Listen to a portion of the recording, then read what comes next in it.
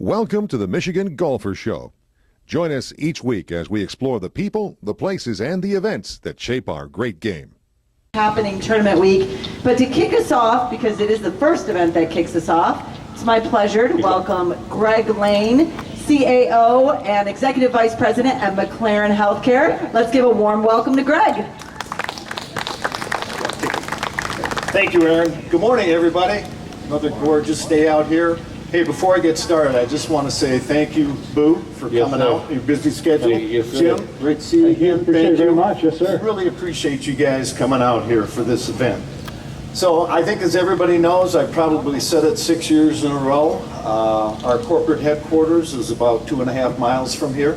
And this is one of the best events that McLaren Healthcare Corporation gets the opportunity to sponsor. We have a lot of fun. It's great to give back to the community. The community has always supported us, and we really find it exciting to be able to support this great event. I want to thank everybody at Warwick. I want to thank HNS, the PGA Tour champions.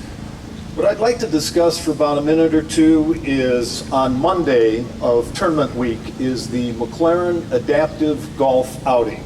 Now, this is the third year that we will have the Adaptive Golf Outing, and I will tell you that it absolutely continues to grow.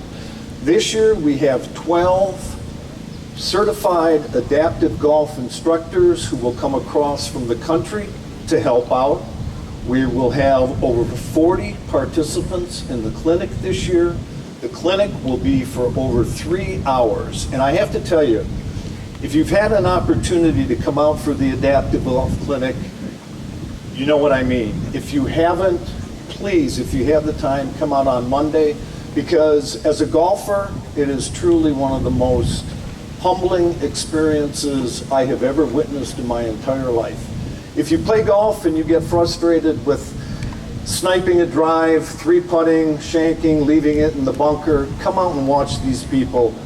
It's a thrill when they hit a golf ball. And when you have the instructors that they have, it's pretty special. I'd like at this moment to introduce Tracy Ramin. Tracy, come on over here.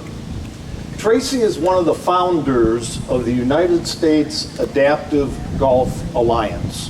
Tracy played in the Adaptive Golf US Open last week.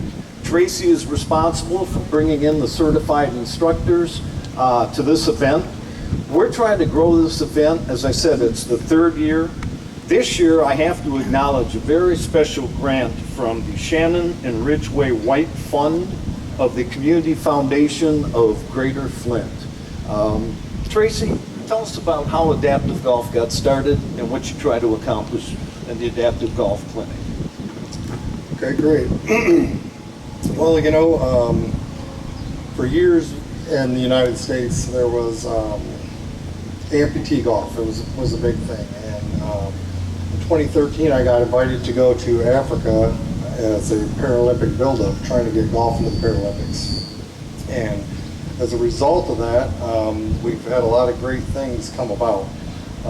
When I come back, I was on fire and just try to connect with the people who would help me make this a reality. And we're still not in the Paralympics, but as a result, I got put on a committee with the USGA and John Bodenheimer and Special Olympics, and we created the US Adaptive Open, the USGA holds every year.